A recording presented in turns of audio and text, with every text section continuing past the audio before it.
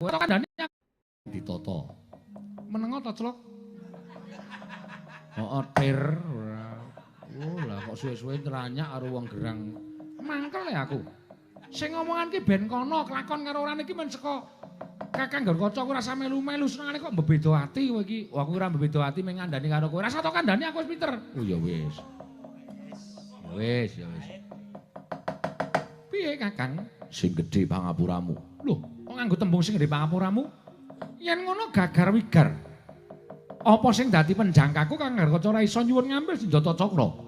Dimas, aku ora iso guneman. Kakang Antarja piye? Dimas, aku ora iso omong apa-apa marang kersaning si Adi sing gedhe pangapuramu. Kakang Antarsena? Ayo mulai dhewe. Mau celak-celuk kok. Mulai dhewe. Wis ora apa-apa, aku ora rabi ora apa-apa. Tak mulih. Ning nek aku ora tekan ndrep sira geni, pesthekno aku tekaning pati. Sabar. Rasa kesusu. Linggo sing apik madhep rono. Moh, ayo to. Ku tak begekeng. Moh. Begekeng iki apa? Ku tak begekeng tak begagake tak ngono-ngono ki. Kowe iki nek gojek karo aku senengane ngono nganti aku gembrobyos. Ya ben mangkel aku. Kene. Apa nek wis ta kene? Nggonamu.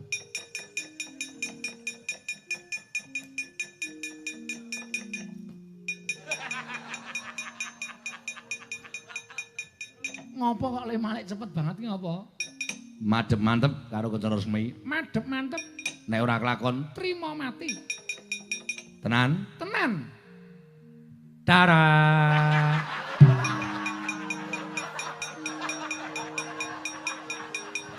Kowe iki kok cah cilik. Kaya cah bayi wae. Dara. Piye? Surprise. Coba manik gambar jagat. Senjata cakra. Wah, matur nuwun kakangku, matur nuwun.